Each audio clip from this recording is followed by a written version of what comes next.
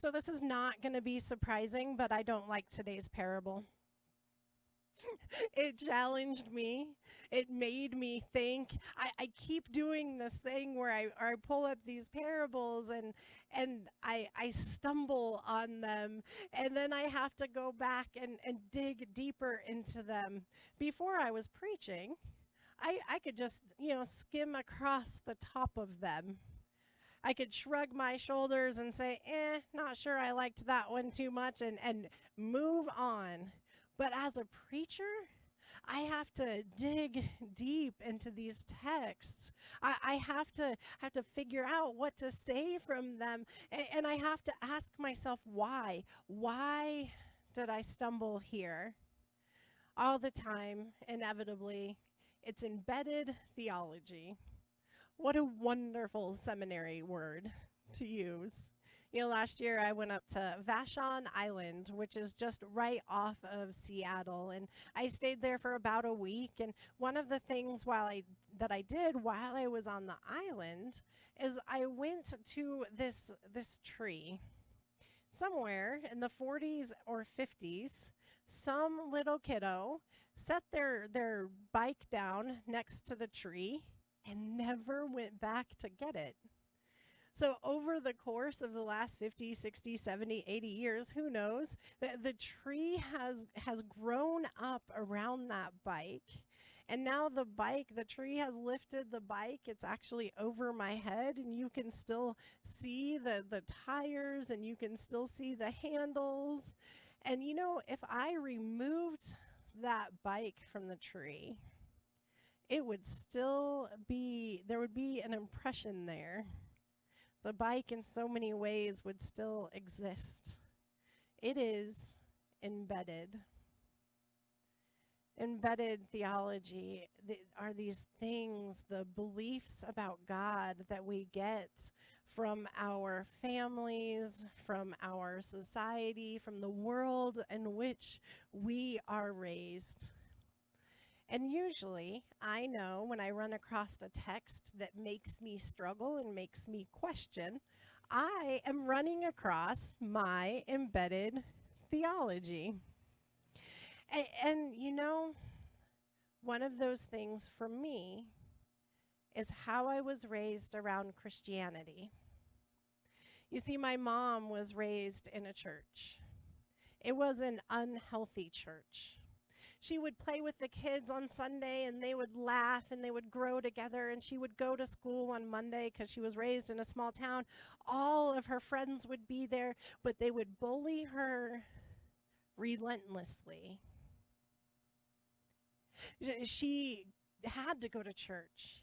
If she didn't go to church, her parents would ground her until she went to church the next week. And she went to a church where women and children were expected to be obedient. And what she found is she had a really hard time making herself small enough to fit within the rules and the confines that she was expected to live within. It was an unhealthy church, and she left the second she could. So I was raised in a home that believed Christians were judgmental and hypocritical, anti-science, so wrapped up in right or wrong that they've totally left love behind. And I know I'm not the only one.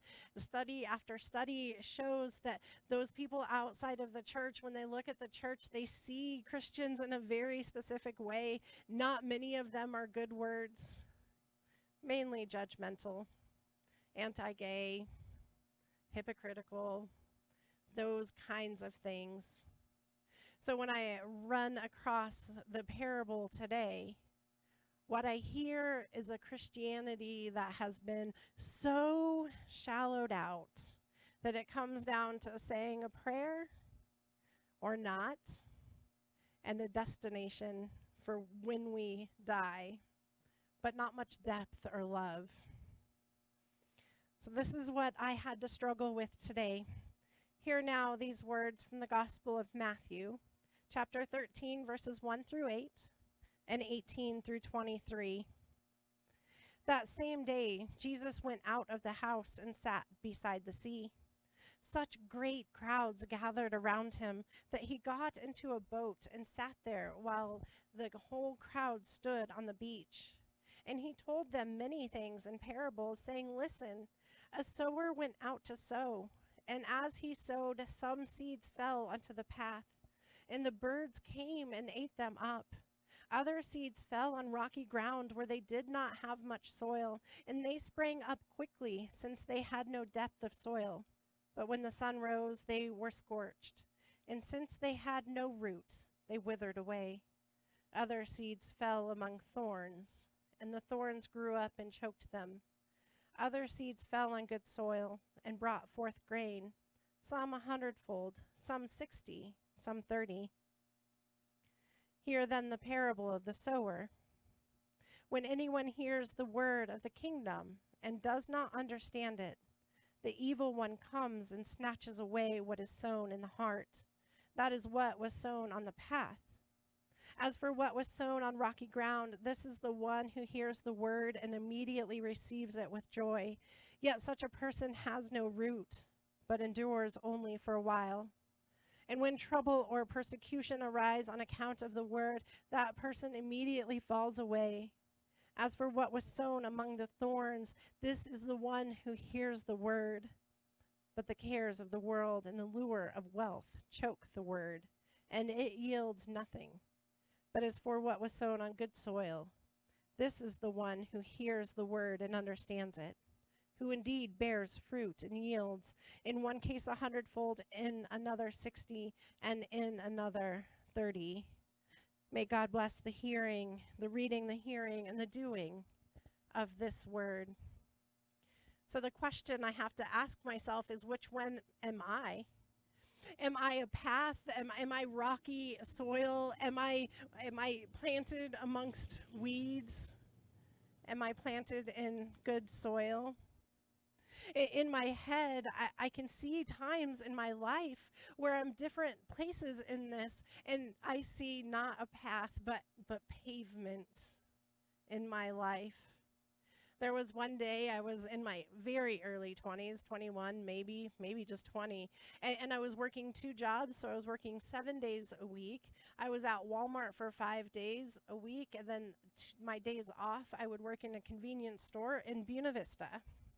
And one night when I was at the convenience store, I was working, and a lady came in and we started chatting, and it's part of what I loved about my job was chatting and talking, and she asked me about my life, what I was doing, and asked me if I was in college, and no, I'm not in college. And she was one of the most hurtful, rude, harmful people that I think I've run across in my life. The way she talked to me, the way she shamed me, the way she talked to me like I was worthless because I wasn't in school, it hurt. And that Sunday, for whatever reason, I got my kiddo and decided, I'm going to go to church with my grandma. And I went to church that day, and there was that lady from the convenience store. Now, what I know is that if God threw out any seeds into my life that day, I was the path, I was pavement. There was no way anything could take hold of me on that day. I was hurting and I was angry, and God was not going to get through to me. But then there's other times in my life.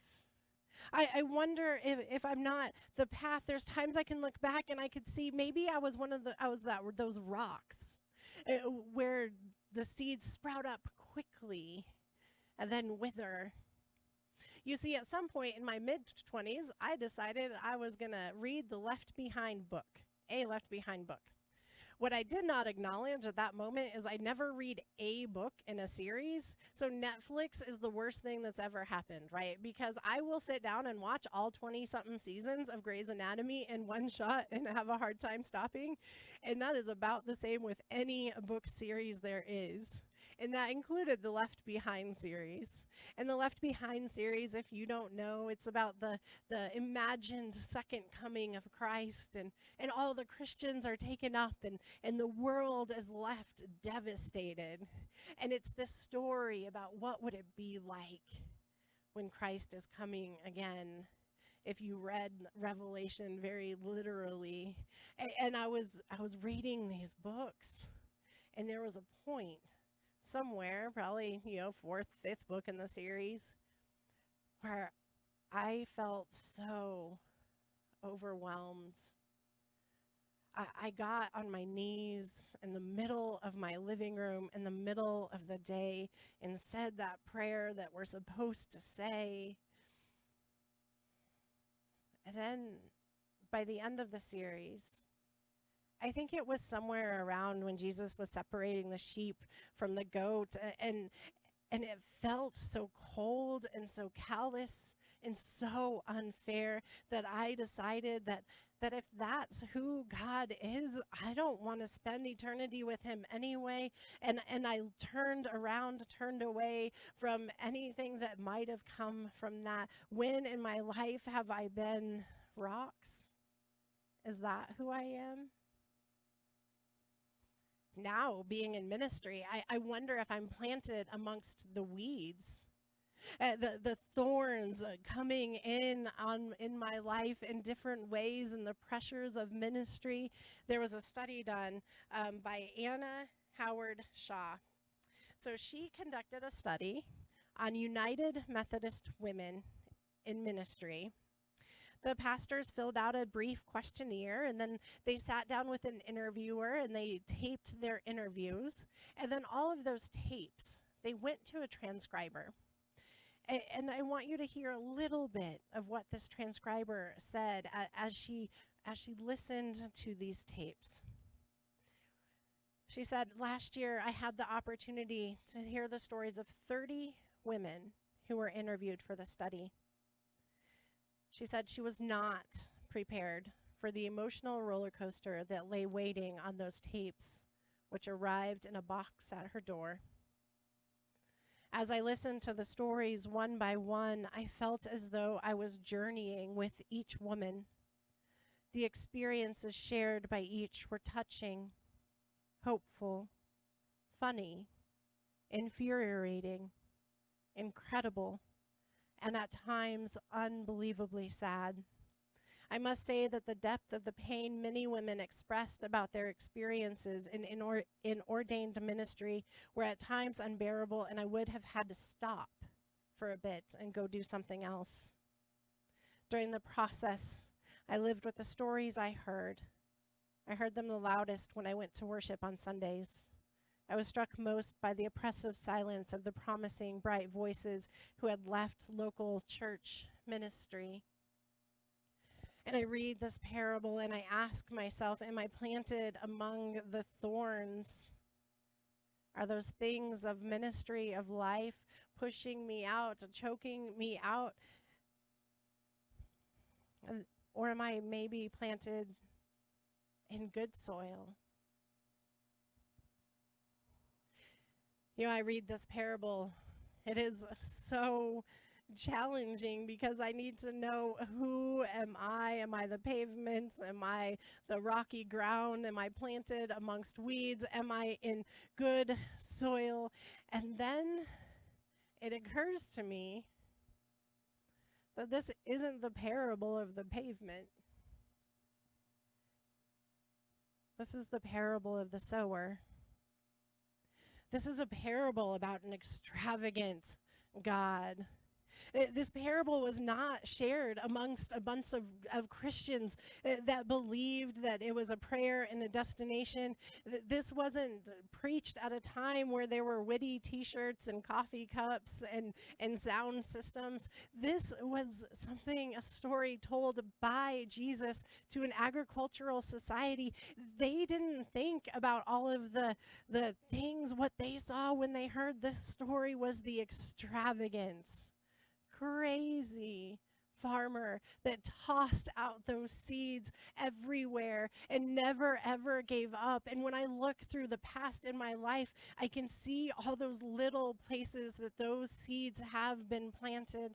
I can see through my kids, see the amazing beauty in them. I can see through my call story. I can even see those seeds planted in the hardest moments of my life, in the moments where I was hardest and there was no way. But I know God never, ever gave up on me. Kept planting those seeds, tossing them out. And I believe that's true for me and for you and for all of us. And I believe as we leave this place today, when we go out and we see a smile in someone's eyes, when someone opens the door for us, when we go sit down in a restaurant and somebody asks us if they can take our order, when we run across tears and pain and hope and joy, in all of those moments, the farmer has already been there. Our God is already planting seeds. Amen.